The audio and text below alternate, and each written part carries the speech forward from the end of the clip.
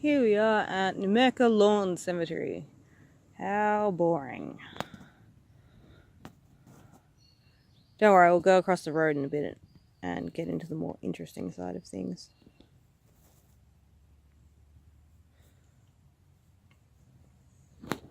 I will pay this one cool note about the lawn cemetery is there's lists at the end of the row. So you just have to go around each row if you're not quite sure where the person is you're looking for, find their name, and then walk down to the number they're at. That makes life a lot simpler, considering all of these look the same.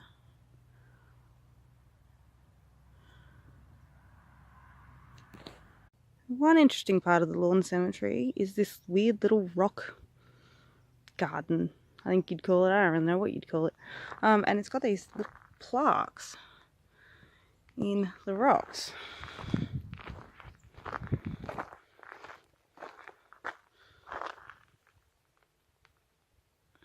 And this is the more interesting side, where all the cool stories are. This is the first grave that was buried here. This is not the original cross. This was added after.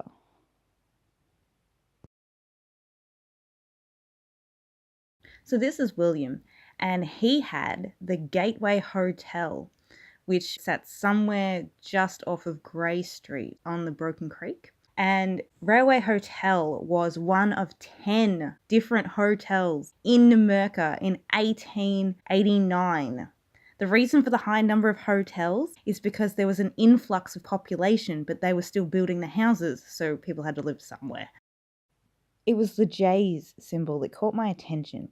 And it turns out that this refers to the Blessed Mary surrounding Jesus, Joseph, and John the Baptist along the lines of the Holy Family. I guess it's a little bit like the Shamrock in that regard, the Holy Trinity. Since there's only so much I can raffle on about each grave, I thought I'd liven it up for me personally by reeling off some of the laws to do with burials and funerals in Victoria. Yes, we have laws on that sort of thing. So some of these laws are quite obvious, like before you bury a body in the public cemetery, you must make arrangements with the cemetery trust. Well, duh. How else are they going to know where everyone's buried? Now, this law comes with no real surprise.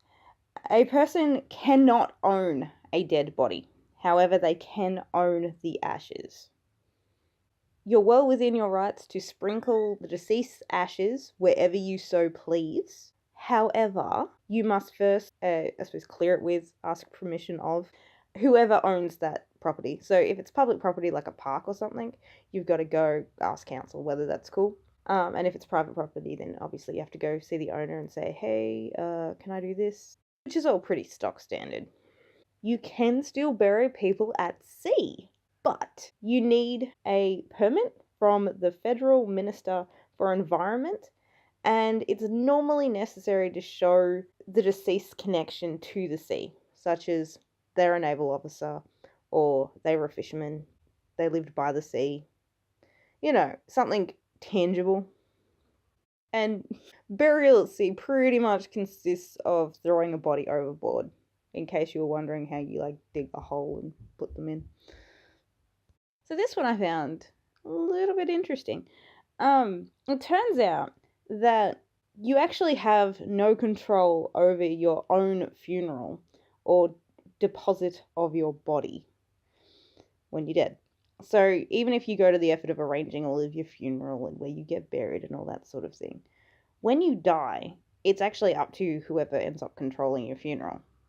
They can change it to whatever they see fit, and there's nothing you can do about it.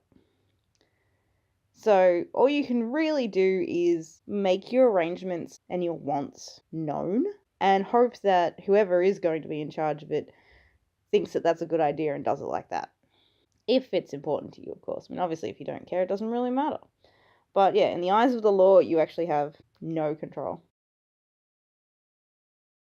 So something about headstones you might not be aware of is that the Cemetery Trust has to approve all headstones before they can be erected. Now this in a lot of cases is just a formality. If it's going to be a stock standard one, then it's going to be approved without any thought in the world. It really is only an issue if it's something very large or very strange or obscene that it might come under fire and the Cemetery Trust might go, no. Particularly in lawn cemeteries, they prefer you to have a plaque shortly after burial. In comparison to the monument area of a cemetery, where you can actually leave it blank if you so choose and do something about it years down the road, but you'll still have to get permission, or even fix it up. So you might start with just a couple of sticks in the ground, and then 6 months later you might have to contact the trust in order to put in something a bit more special. So when we think of burying someone, we often think of 6 feet under, which was the death that was originally decided upon in Black Plague times in hopes of stopping the plague. Obviously that didn't work. But here in the modern age, the depths are similar, but you might be surprised to know that the minimum depth is actually 150 millimeters from ground level to top of coffin, which, is not a lot. Not really. And it's definitely less than 6 feet underground. Obviously, if you're going to put 2 or perhaps 3 coffins in that one hole at some point, the depth is going to be quite a lot deeper for that first and second one. So what if you're not into coffins? Or at least not into the expense of putting a pine box in the ground? And you've probably heard about natural funerals, but probably aren't quite sure what they are. Well, basically, it's the more natural, normal way before we got all up in embalming fluid and fancy coffins.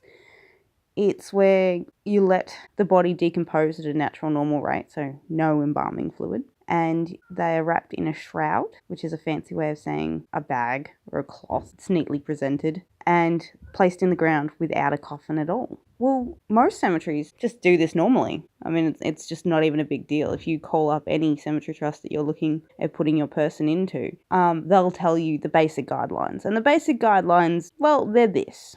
A person to be buried must arrive in a coffin. That's it. There's no requirement that they have to be buried in the ground in a coffin. They just have to arrive in one. And plenty of funeral homes will actually rent a coffin for this very purpose, which is weird. But, you could also build your own coffin for the ceremony if you so choose, or even be buried in your own coffin if the urge was to take you. It's really not a big deal, here in Australia at least. So what if being buried in a shroud isn't enough for you in the nature sense, and in fact you want to give back to nature more than just becoming worm food? Well, you can turn your ashes into fertilizer for a tree. One of the main brands of this is Bio's Urn, link in the description. You get to pick your seed, and it comes with a bit of dirt and a few other things that you need, as well as instructions. Basically everything except the water. Put the ashes in and you're underway. Cremating does offer more options than being buried, and it's definitely something worth a Google search when a loved one passes away. Here are my top 3 things to do with ashes, if I ever came across some, that is. Number 3, being a part of a reef. With the Great Barrier Reef in such disarray and everyone deeply concerned on the matter, why not turn ashes into a home for fish? Number 2, becoming a piece of jewellery. Heart in Diamond can turn ashes or human hair into real diamonds. Check out the website. How they do this is a little bit cool. It's well worth a watch. The cost is, well, outrageous. So you might want to wait until your inheritance comes in before you make the most of that idea. Well in the thousands of dollars. The cheaper option is keepsake jewellery or memorial jewellery. Put simply, they are tiny vessels in the jewellery to put a small amount of ashes in. They come in a huge range of styles and jewellery types, including Pandora, for those that collect those. And the prices are really good and really quite affordable too, in most cases, which I suppose makes it a really ideal option for people who want to sort of immortalize their pet's ashes when they've lost a pet. turning ashes into jewellery or a diamond. They don't use a lot of ashes, which makes it a nice memento to go along with sprinkling ashes or the next thing on my list. Number 1, and by far my favourite idea of things to do with ashes, is fireworks. Nothing says goodbye quite like launching them into the sky just to see some pretty colours. There are a couple of different places in Australia that do it. Probably the main one would be Ashes to Ashes, and they are Australia-wide. They don't provide any prices on their website because it cost dependent per where you live. And obviously what styles and colours and how you want it done. So it's probably best to check out the website and or give them a call. This has got to be the best way to go out with a bang. If you've enjoyed this video, well, you know what to do. I shouldn't have to keep saying it.